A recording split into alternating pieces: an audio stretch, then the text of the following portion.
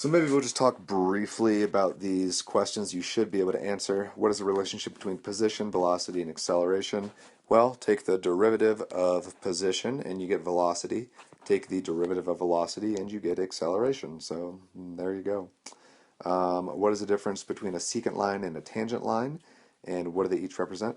Well, a secant line is just a line that goes through your graph at two spots, and they're used to find the average slope there. You can think of it as kind of averaging the derivatives there.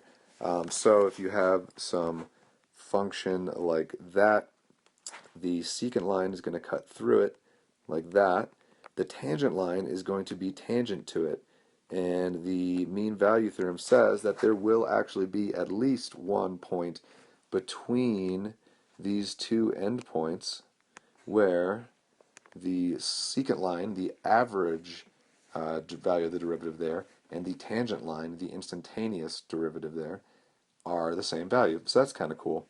Let's see, next thing. What is a limit definition of derivative and what does it represent? Well, a limit definition is the limit as delta x goes to 0 of f of x plus delta x minus f of x all over delta x. And again, it's just a fancy way of saying slope, change in y over change in x. What is a power rule and how does it work? Power rule says if you have something like 5x squared and you want to take the derivative of it, then multiply the 2 by the 5 to get 10 and subtract 1 from your power to get x squared goes down to x, and that is your derivative.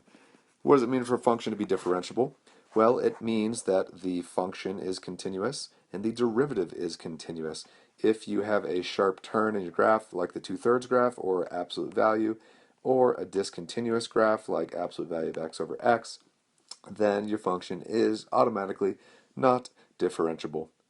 What is the relationship between the relative max minimum values and the derivative function? Well, if you have a relative maximum or minimum value, then the derivative is 0 there. So if we're sketching a graph of something like that, I know I'm going to have a 0 there and there on the derivative function because of those maximum values there, giving me horizontal tangent lines. Okay, almost there. How do you do the following on your calculator? Find the derivative at a point.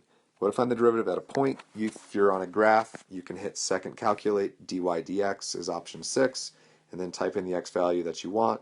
If you're on your home screen, you can hit math, and then option 8, which is n derive.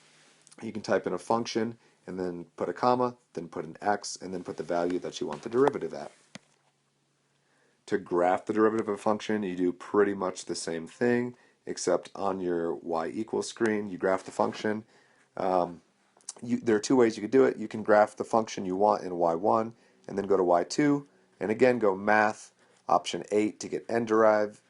Do this time vars by hitting the vars button, hitting the right arrow to go to y vars, and then function and then y1 to get n derive of y1 comma x comma x. That'll graph the whole derivative function there. Or you can type in the function, totally up to you, but it's n derive, no e, just that, y1 comma x comma x. Or if you're on a TI-84, it is going to be dy. No, it doesn't do the y, it's going to do d over d. Then you have to type in x there, and then you have to put in the vars y1 there, and then over here, that'll be in a bracket. Over here, then you have to do x equals, you have to type in x, and that's how you'll do it there. And then finally, how to draw the tangent line to a curve. You be on a graph and hit second draw, which is the program button, and then go to option 5, which is tangent line, and then choose your graph with your up or down arrows and hit the x value of wherever you want to draw the tangent line to. So like type in 5 if you want to draw a tangent line at x equals 5. And that is everything. We are done.